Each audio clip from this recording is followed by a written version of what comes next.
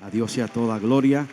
Como dijo mi hermano pastor, mi nombre es Gaby Mejía. Por la gracia y la misericordia del Señor, militamos en el ámbito de Orlando, de la Florida, particularmente en el ámbito de Kissimmee. Tenemos una iglesia por un espacio de 5 años y Dios nos ha bendecido para la gloria del Señor.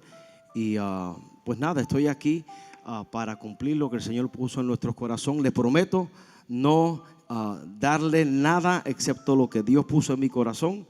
Así que le voy a compartir lo que está en mi corazón y me siento y continuamos con el programa. Saludos a todos ustedes, la vasta audiencia que está en línea, en televisión. Amén. Hay hermanos de nuestra iglesia actualmente conectados en los Estados Unidos. I love you, mi esposa, te amo. Amén. Y qué bueno estar aquí en esta hora. Dios es fiel. Dios es fiel. Aleluya.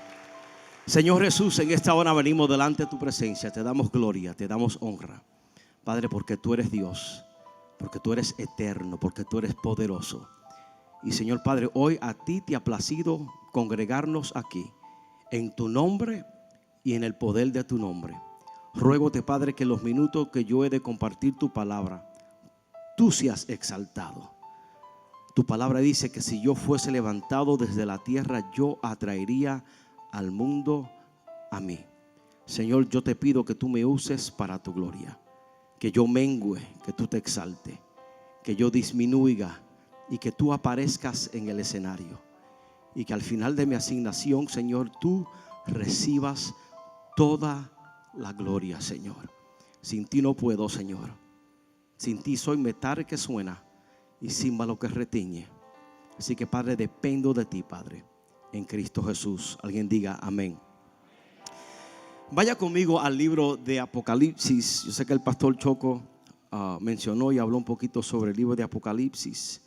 Obviamente yo no voy a hablar en lo que tiene que ver con eventos escatológicos, sino que quiero usar una perícope de la Biblia para traer luz a un pensamiento que Dios puso en la fibra de mi corazón.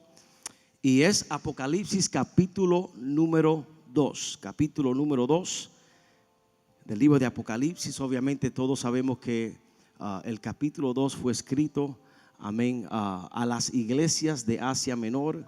En este caso, la iglesia de Éfeso, Esmirna, Tiatira, Pérgamo.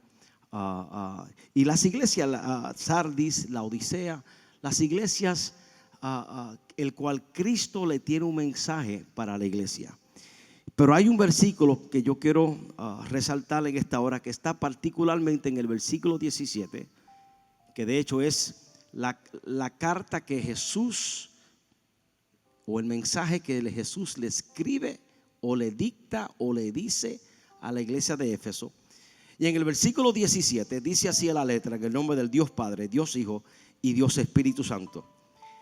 El que tiene oído, oiga lo que el Espíritu dice a las iglesias. Al que venciere, daré de comer del maná escondido, y le daré una piedrecita blanca, y en la piedrecita escrito un nombre nuevo, el cual ninguno conoce sino aquel que lo recibe. Voy a enfatizar en la primera parte de ese versículo: el que tiene oído, oiga lo que el Espíritu dice a las iglesias. Yo soy de los que creo, hermano, que la fe es un fenómeno auditivo producido por la palabra del Señor. La palabra del Señor en la vida del creyente, del ser humano, produce una fe audaz, una fe que le hace creer que nada es imposible, porque la Biblia dice que para el que cree todo le es posible. Y en Apocalipsis capítulo 2, la Biblia dice que hay unos efectos que suceden en la vida de aquellos de nosotros que nos damos a la tarea a oír y escuchar. Mira, hermano, hay gente que tienen orejas y no pueden oír. Una cosa es tener orejas, otra cosa es la capacidad de oír, y en este caso es oír la palabra del Señor.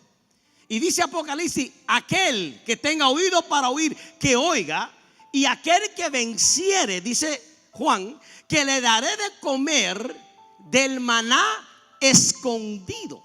Y ahí cuando hablamos de maná escondido, se está refiriendo a aquel que se da la tarea a escuchar y a vencer. Le daré una revelación, hermano. ¿Por qué? Porque la palabra de Dios abre tus ojos y te da perspicacia para ver en el ámbito espiritual lo que usted no puede percibir en el ámbito natural.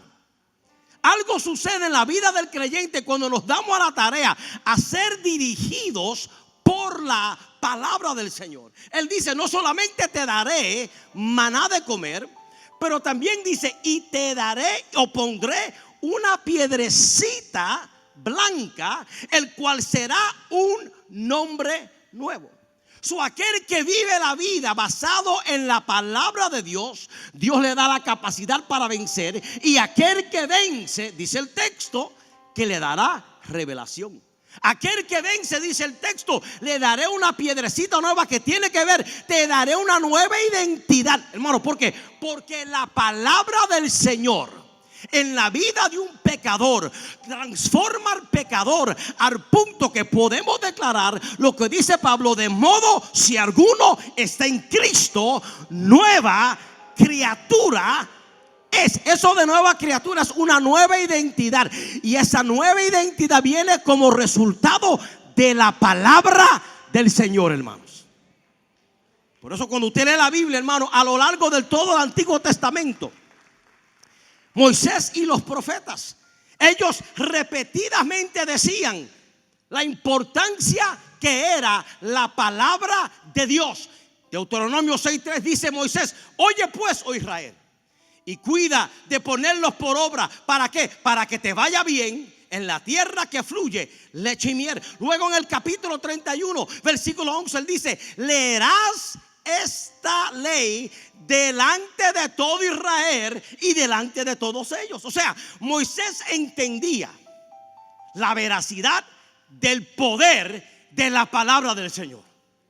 Moisés entendía que el fenómeno auditivo que produce la fe como consecuencia de la palabra le dio a Moisés la audacia para seguir caminando 40 años en el desierto y no abrumarse ni intimidarse por los enemigos en el camino y por las crisis del desierto, porque él fue dirigido por una palabra que lo sostuvo 40 años en el desierto. Hermano, yo vengo a animarte en esta hora. La palabra que Dios ha depositado sobre tu espíritu es mucho más apoteósica, mucho más fuerte, mucho más eficiente que cualquier problema que tú estás pasando. Y para cuando vengan los problemas de la vida, recuerda la palabra de Jehová, hermano.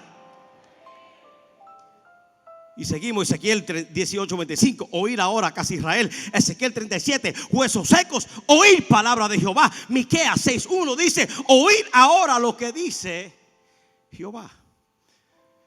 Pero hoy en día, lamentablemente, hermanos, a muchos les gusta oír otro tipo de evangelio, otro tipo de prédica, hermano. Hoy en día la gente tiene lo que dice la Biblia: comezón de oír. Quieren oír palabras, pero palabras que le hagan pararse los pelos. Quieren oír palabras, pero palabras compuestas de fábulas de hombres. Palabras que te hacen sentir bien, pero no producen cambio, hermano. Yo vengo a decirte en esta mañana que la verdadera palabra de Dios no solamente te hace sentir bien. La verdadera palabra de Dios causa que tú experimentes cambios internos, externos y en tu modus vivendi, para que cuando el mundo te vea pueda ver en ti la veracidad del poder, de la eficacia de la palabra del Señor, hermanos. Pero hoy en día a muchos les gusta oír evangelios pervertidos, doctrinas humanas, fábulas. a expensa de oír la palabra del Señor. ¿Por qué? Porque la palabra confronta, hermano. Escúchame, hermano. La palabra de Dios confronta. ¿Qué te dice Pablo en 2 Timoteo capítulo 3 versículo 16? Dice Pablo: toda la escritura es inspirada por Dios, escucha esto, y útil para enseñar, para redarguir, para corregir, para instruir en justicia. ¿Con qué fin? A fin de que el hombre de Dios sea perfecto, enteramente preparado para toda buena obra. ¿Qué es lo que Pablo nos está diciendo? Pablo nos está diciendo que la palabra de Dios tiene un efecto procedente. Un efecto procedente. ¿Y cuál es el efecto procedente? Primero, la palabra te salva. Pero la palabra te enseña, es útil para enseñar. Ahí la palabra enseñar tiene que ver con iluminación. La palabra te enseña, te da luz, te da perspectiva. El salmista dice en el Salmo 119, versículo 5: lámpara es a mis pies y lumbrera a mi camino. ¿Sabe que en los tiempos del salmista, cuando caminaban por las horas nocturnas en el desierto hay escorpiones, hay serpientes, hay todo tipo de reptiles. Y en el desierto, cuando caminaban por la noche, ¿saben lo que hacían? Ellos tomaban la luz, la lámpara, y en vez de cargarla en esta posición, ellos lo ponían en esta posición para iluminar el piso. ¿Por qué? Porque cuando una serpiente y cuando una víbora miraba el fuego, ¿ustedes se acuerdan en el libro de Hechos cuando Pablo fue mordido por la serpiente? Usted sabe el episodio.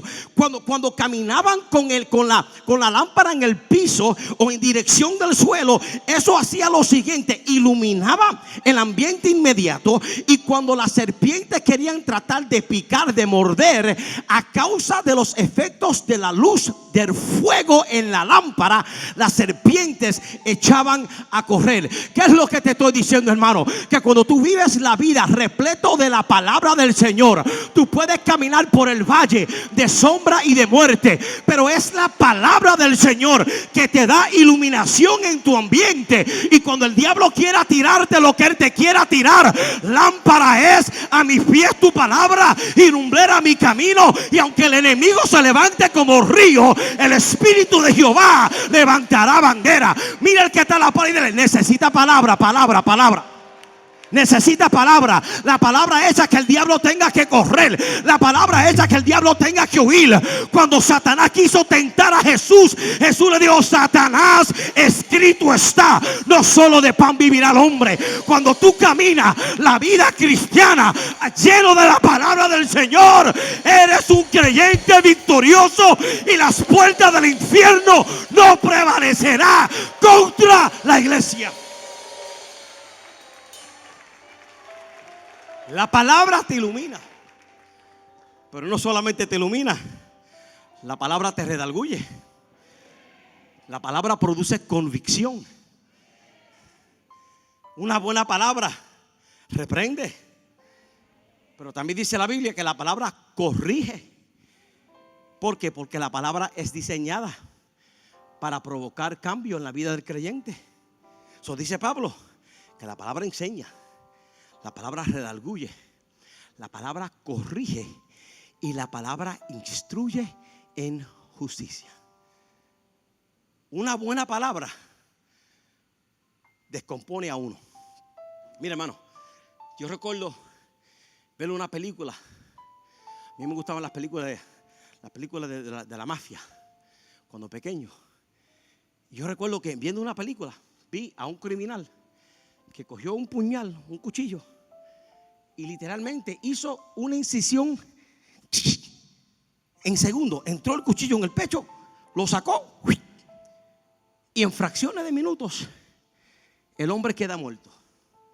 Sin embargo, yo he visto a un cirujano que agarra un bisturí, un cuchillo quirúrgico, y coge y abre al hombre desde aquí hasta el ombligo. Le abre el pecho, mueve las costillas para llegar al corazón. Escucha esto. Un hombre hace un acto de homicidio y le mete el cuchillo en el pecho y en segundos el hombre muere. Otro hombre abre a un hombre desde arriba hacia abajo, le arregla el corazón y el hombre sigue viviendo. ¿Qué es lo que te estoy diciendo? Que el efecto de la Biblia en la vida del creyente no es como un homicida que coge la palabra y maltrata a la iglesia y hiere a la gente y hace sentir a la gente que no son capaces. No. El efecto de la palabra te va a abrir desde aquí hasta abajo y va a sacar todas las cosas que a Dios no le agrada y va a hacer el trabajo interno. Y aunque tenga que salir con la cicatriz de la cirugía, tú puedes decir: mi corazón es nuevo, mi vida es nueva, soy diferente. Tengo cicatrices de que la palabra del Señor hizo su efecto en mi vida. Por eso, hermano, cuando tú veas a alguien con la cicatrices de la palabra, no lo minimice, no lo ponga por el suelo. Eso significa que él se puso en la disposición de Dios para que Dios lo trabaje y lo haga el hombre y la mujer que Dios quiere que él sea, hermano. Escúchame, hermano. ¿Cuál es el propósito del efecto procedente de la palabra? Pablo dice: madurez, para que seas perfecto. La palabra perfecto ahí es maduro. Para que seas perfecto.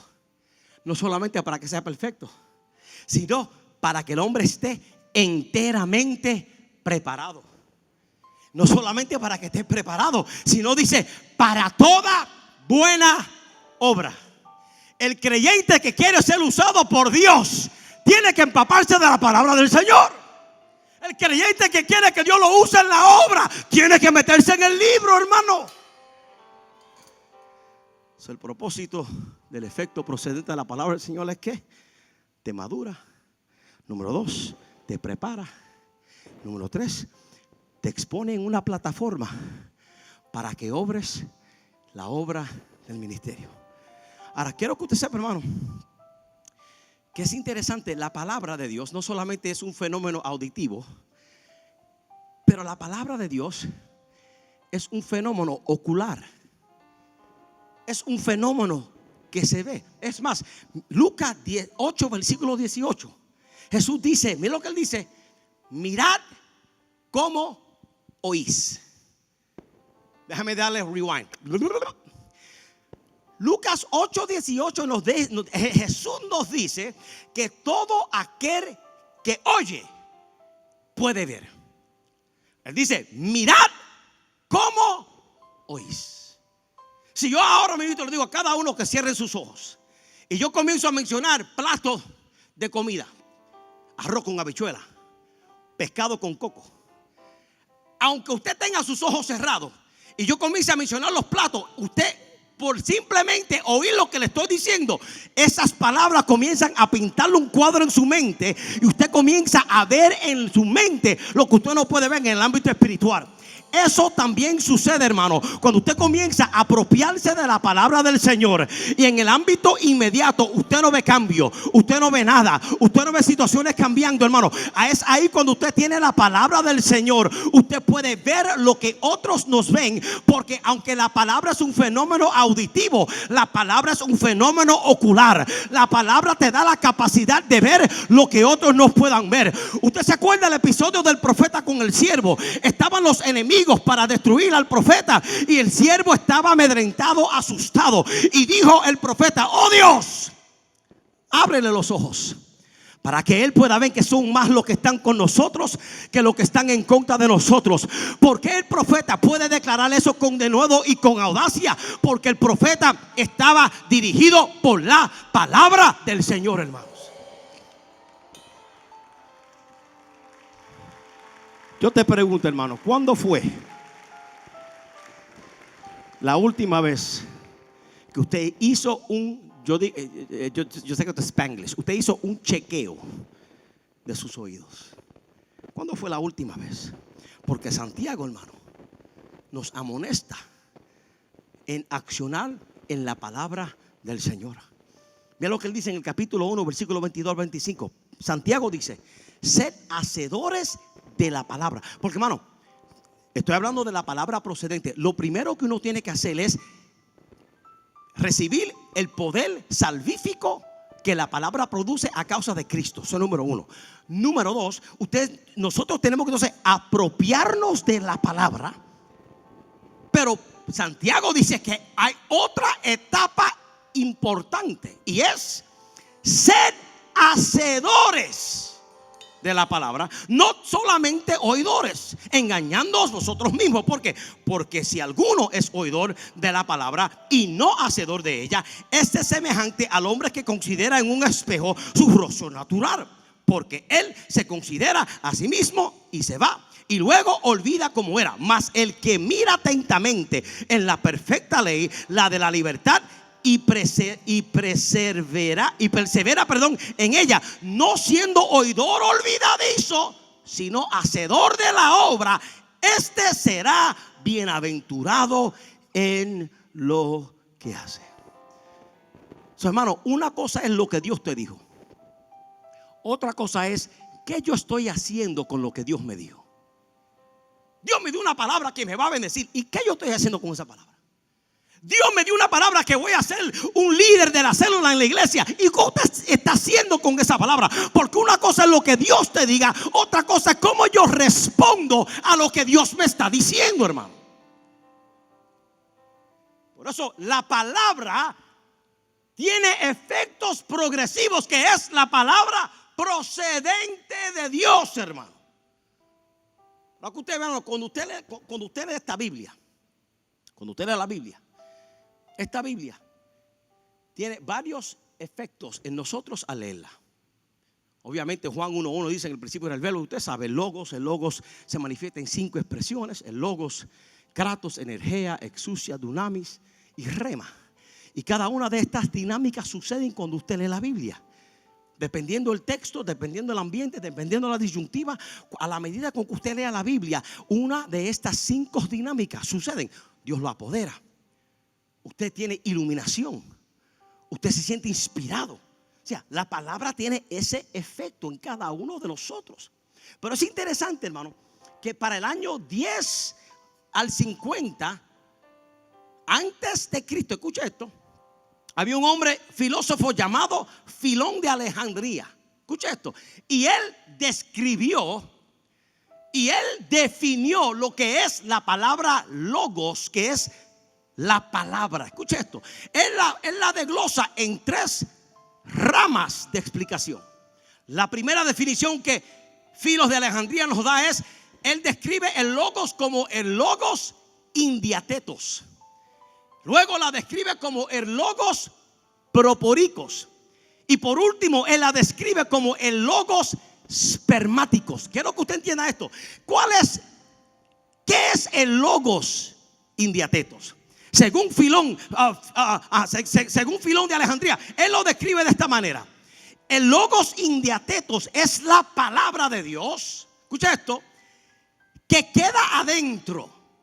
La palabra de Dios que no se ve. La palabra de Dios que es inmanente de Dios.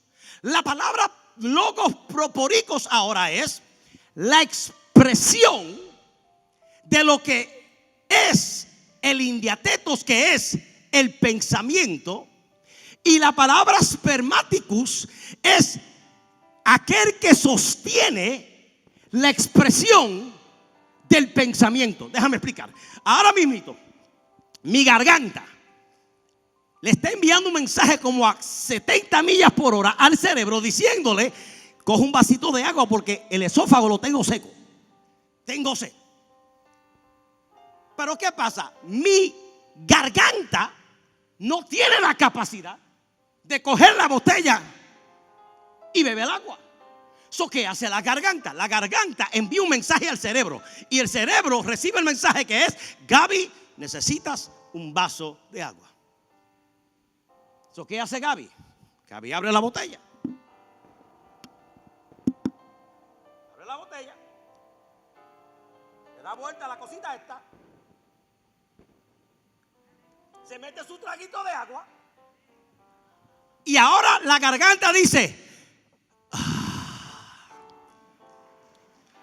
escuche esto, hermano. La pregunta es: ¿por qué yo tomé el agua? si la mano no tenía sed? La garganta era la que tenía sed. El logos indiatetos es la parte de la palabra que pensó, coge el agua. Es la parte de la palabra que dijo: Gaby, si tú no tomas del agua, el esófago se va a poner como el valle de hueso seco. Ahora, eso se llama logos indiatetos. Logos proporicos es que ahora la mente causa que yo tome acción de lo que yo pensé. Cuando usted me vio cogiendo la botella, yo no cogí la botella porque no lo pensé. No. El tomar la botella fue el resultado de un pensamiento que yo tuve cuando usted ni se daba cuenta que yo me estaba muriendo de la sed. El logos indiatetos es la parte de la palabra que piensa. Cuando Dios dijo en Génesis capítulo 1, y dijo Dios: sea la luz. Eso es el logos indiatetos. Ahora cuando dice y fue la luz, eso es el logos proporicos. Y esa luz que fue creada miles y miles y miles de años atrás no ha parado de brillar. ¿Por qué? Porque la misma palabra que lo pensó es la misma palabra que lo creó y es la misma palabra que lo sostiene. Por eso el sol no puede caer, por eso el sol tiene que brillar, porque el Dios que lo pensó es el Dios que lo hizo y es el Dios que lo sostiene. Y cuando Dios te da una palabra, Él te da una palabra para que tú la tengas en tu corazón, para que tú la actives en tu vida y para que esa palabra te sostenga todos los días de tu vida, hermano. Escúchame, es una palabra procedente que te sostiene, que te mantiene. Por eso Jesús le dice a la iglesia: el que tenga oído para oír, que oiga. Que oiga, hermano, lo que el Espíritu le dice a la iglesia. Porque toda palabra de Dios es palabra procedente. Escucha esto, hermano. Cuando Dios nos da una palabra, la palabra de Dios no tiene fin. Es más, usted sabe el texto que dice: mi palabra no torna atrás vacía, sino que cumple el propósito por la cual ha sido enviada. Hermano, la palabra, hay dos tipos de palabras: la palabra escrita y la palabra hablada. La palabra escrita es el pensamiento perfecto de Dios. La palabra hablada es la parte de la palabra que Dios utiliza para alinearnos en poder vivir la plenitud de la palabra escrita. Déjame decirlo otra vez. La palabra hablada no es lo mismo que la palabra escrita. La palabra es que Pablo dice: toda la escritura es inspirada por Dios. Esta palabra, la escrita, es inefable. Y dice la Biblia que el que saque una jota y una tilde de esta palabra, anatema será. Pero al lado de esa palabra, que es la escrita, entonces está la palabra hablada. Y la palabra hablada es condicional. La palabra escrita es definitiva. La palabra hablada es condicional. Y en base a cómo usted y yo reaccionamos a la palabra hablada, podremos entonces tener los efectos benéficos de lo que es la palabra escrita. Cuando usted camina en obediencia a Dios, cuando Él te da una palabra hablada. Déjame explicarlo, hermano. Escucha esto. En Génesis, Dios, le digo esto, hermano, porque en Génesis Dios le dio una palabra a Abraham. ¿Usted conoce el texto? Abraham, capítulo 12. Sal de tu tierra, de tu parentela y de la casa de tu padre, a la tierra que yo te mostraré, y haré de ti una gran nación, y bendeciré a los que te bendijeren, y maldeciré a los que te maldijeren, y en ti será bendita todas las familias de la tierra. Dios le dio una palabra a Abraham, y Abraham escuchó, oyó la voz de Dios, que le dijo Dios a Abraham: sal de tu tierra. Esa palabra que Dios le dio requería acción de Abraham. Si Abraham se hubiese quedado en Ur de los Caldeos, Abraham no hubiese sido el padre de la fe. Si Abraham se hubiese quedado en Ur de los Caldeos, Dios no le iba a dar a él las familias de la tierra. Si Abraham se hubiese quedado en Ur de los Caldeos, Abraham nunca hubiera recibido todo lo que él recibió. Pero la palabra que Abraham recibió, la palabra hablada, requería que Abraham tomara una acción para que esa acción lo procediera a otra dimensión. ¿Y qué pasa cuando Abraham se da la tarea de obedecer a Dios? En el camino, mira lo que Dios le dice a Abraham: sal de tu tierra a la tierra que te mostraré. De camino a esa tierra, mira lo que Dios le dice en el capítulo 22 versículo 1. Aconteció después de estas cosas que probó Dios a Abraham y le dijo a Abraham, y él respondió: heme aquí. Y dijo: toma ahora tu hijo, tu único hijo Isaac, a quien amas, y vete a tierra de Moriah y ofrécelo allí en holocausto sobre uno de los montes que yo te diré. Escúchame, hermano. Abraham obedeció a Dios y se fue de su tierra y de su parentela. Y muchas veces nosotros estamos en una crisis porque nos preguntamos: pero si yo estoy haciendo lo que el Señor me está diciendo que haga. Se supone que si yo obedezco a Dios al pie de la letra, todo me vaya bien. Pero en esta perícope, Abraham, obedeciendo la palabra de Dios, Dios ahora lo pone en una encrucijada donde ahora Abraham lo que escuchó fue lo siguiente: dame tu hijo, sacrifica a tu hijo, llévalo al monte que te voy a enseñar y entrégalo. ¿Y sabe lo que hizo Abraham? Abraham escuchó la palabra del Señor. Número 2, Abraham respondió a la palabra. Yo quisiera predicarle entonces, porque él escuchó la palabra. Número 2, él respondió a la palabra. Y número 3, él tomó acción a la palabra del Señor. Escuche esto. ¿Y qué sucede en el versículo 11 y 12? Mientras Abraham está obedeciendo la voz de Dios, versículo 11. Entonces el ángel de Jehová dio voces diciendo: Abraham, Abraham. Y él respondió: heme aquí. Y dijo: no extiendas tu mano sobre el muchacho ni le hagas nada, porque ya conozco que teme a Dios, por cuanto me rehusaste tu hijo, tu único hijo. Escucha esto. Abraham, en obediencia, lleva a su hijo y dice: hijo, tenemos que sacrificar. Isaac dice: veo la leña, veo el fuego, ¿y dónde está el holocausto? Y Abraham dice: Jehová proveerá a mi hijo. Y lleva al hijo. Escúchame, la palabra que Abraham escuchó fue una palabra de sacrificio. Y él lleva a su hijo. Él lleva a su hijo para sacrificarlo. Para sacrificarlo. Ahora escucha esto, hermano, para que usted vea la importancia de oír la palabra procedente de Dios. Si Abraham se queda atado con lo último que Dios le dijo, Abraham no hubiera tenido los oídos agudizos para escuchar la segunda palabra que Dios le da. La primera palabra fue: toma a tu hijo y sacrifícamelo. Pero cuando Abraham está a punto de sacrificarlo, con el puñal en la mano para matar a su hijo, mientras él está listo a matarlo, él estaba sintonizado a escuchar la voz procedente de Dios. Porque la primera palabra era para que él entregara unas cosas en su vida, porque la próxima palabra era para darle todo lo que él le había prometido.